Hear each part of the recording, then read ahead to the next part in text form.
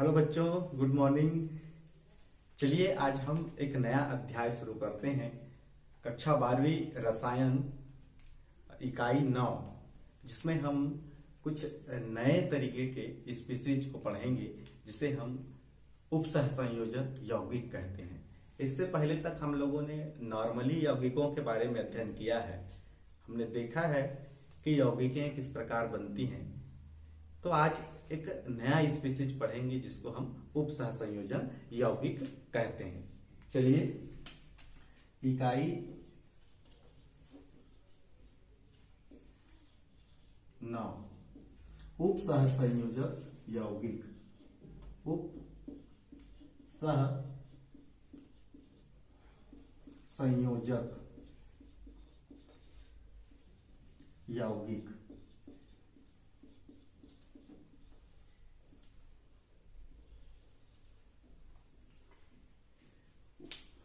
उपसहसंयोजक यौगिकों को दो तरीके से विभाजित किया गया है। तो जिसमें पहले प्रकार में जो है कुछ यौगिक लिया जाता है जिनमें यौगिकों का जो है दो या दो से अधिक यौगिक के जुड़ने से और उन दोनों को जो है मिलाकर एक मिश्रण तैयार करते हैं और उस मिश्रण को पानी में घोलते हैं। क्या करेंगे?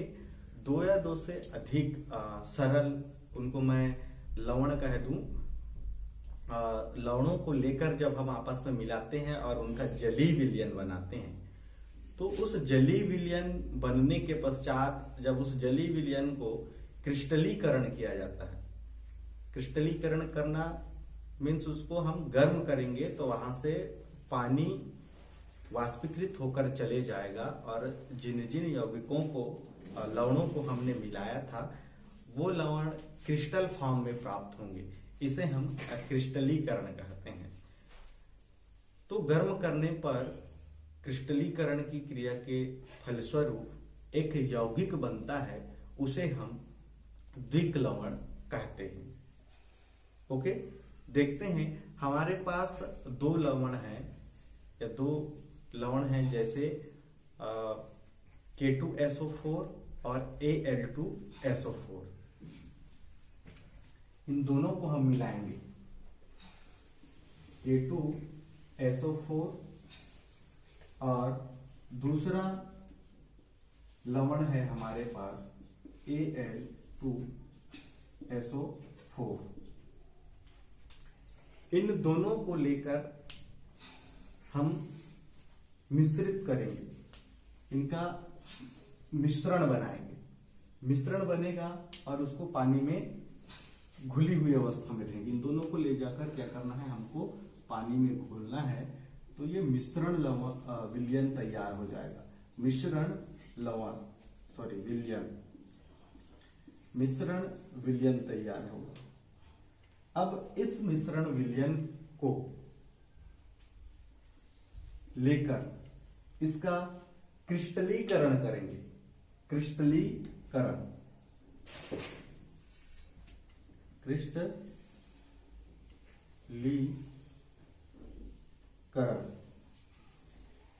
तो क्रिस्टलीकरण करने से यहां जो भी पानी है वह वाष्पित होकर उड़ जाएगा। उड़ने के पश्चात कुछ अणु बस रह जाएंगे, बाकी पानी जो है उड़ जाएगा। फिर ये बन जाता है K2SO4 Al2SO4। ओके, और K2SO4 Al2SO4 तथा 24 अणु पानी। इस तरीके से एक स्पीसीज का निर्माण होता है। इस स्पीसीज का नाम जो है, इसे कहते हैं potash alum. Potash alum. Potash alum आप लोगों ने देखा होगा सैलून में जो फिटकरी यूज किया जाता है, फिटकरी, उसी फिटकरी का रासायनिक नाम जो है पोटास एलम है। तो देख रहे हैं आप कि हम लोगों ने पहले 2 लवण लिए, इन दोनों लवणों को आपस में मिक्स किया। मिक्स करने के पश्चात हमने इनको पानी में घोला। घोलने के पश्चात हमको एक मिश्रणीय विलयन प्राप्त हुआ। फिर इस मिश्रण विलयन को हमने क्या किया, क्रिस्टलीकरण किया। क्रिस्टलीकरण करने के पश्चात ये दोनों आपस में जुड़ जाते हैं और फिर से क्रिस्टल फॉर्म में प्राप्त हो जाते हैं। तो इस क्रिस्टल फॉर्म में जो प्राप्त होता है उसे हम पोटास एलम कहते हैं, जिसका सामान्य नाम फिटकरी है। तो ये जो दिख रहा है यह एक द्विक लवण कहलाता है। क्या कहलाता है? द्विक लवण। द्विक लवण क्यों? क्योंकि इसमें ये पहला लवण हो गया, ये दूसरा लवण, दोनों के दोनों लवण जो है सीधे रूप से मिक्स होते हैं और फाइनली जो लवण प्राप्त होता है इसमें दोनों की मात्रा उपस्थित होती है। अब इसको ले जाकर दोबारा पानी में घोलने पर इस लवण में जो जो आयन उपस्थित हैं इनके आयन दोबारा प्राप्त होते हैं। ओके, तो इनको द्विक लवण कहा जाता है। क्या कहा जाता है? द्विक लवण। आइए इसको हम कैसे परिभाषित कर सकते हैं द्विक लवण को। द्विक लवण,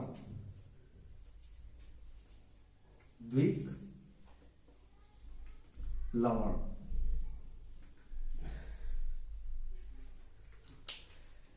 दो सरल लवणों से बने जलीय विलयन, दो सरल लवणों से बने जलीय विलयन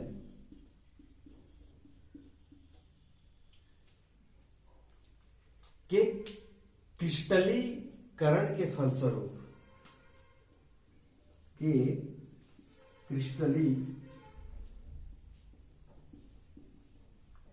क्रिस्टलीकरण के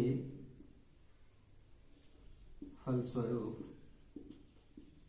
या क्रिस्टलीकरण करने पर क्रिस्टलीकरण के फलस्वरूप निर्मित यौगिक को द्विक लवण कहते हैं। क्रिस्टलीकरण के फलस्वरूप निर्मित यौगिक को द्विक लवण कहते हैं।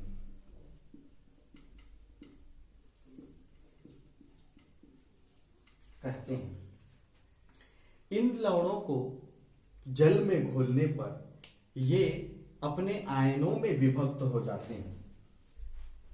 इन लवणों को पानी में घोलने पर अपने आयनों में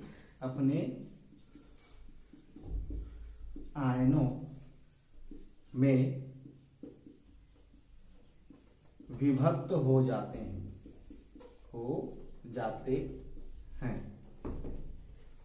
ओके, एक बार और देख लीजिए।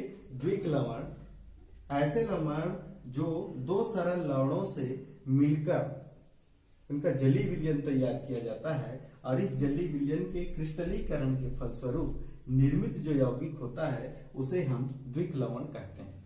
इस द्विक लवण को दोबारा पानी में घोलने पर यह अपने आयनों में विभक्त हो जाता है। तो इसके उदाहरण की अपन बात करते हैं। एक तो उदाहरण में पोटास एलम,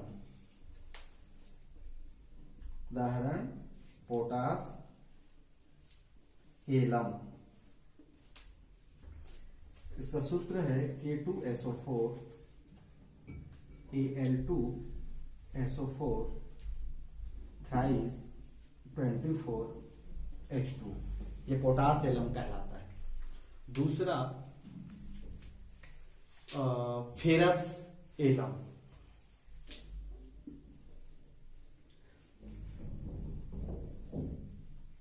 फेरस एलम का सूत्र NH4 twice SO4 NH4 twice SO4, फिर इसको FeSO4 thrice, FeSO4 thrice and 24H2,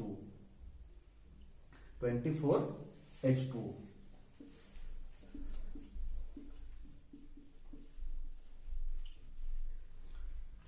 okay, तो इस तरीके से हम देख सकते हैं द्विक लवण। द्विक लवण क्या होगा? दो लवणों के मिलने से बनेगा तथा इनको दोबारा जब पानी में घोलेंगे तो इनके आयंस जो है दोबारा प्राप्त होंगे। ओके, तो आज के क्लास में इतना ही। अगले क्लास में हम उपसहसंयोजक यौगिकों को देखेंगे। धन्यवाद।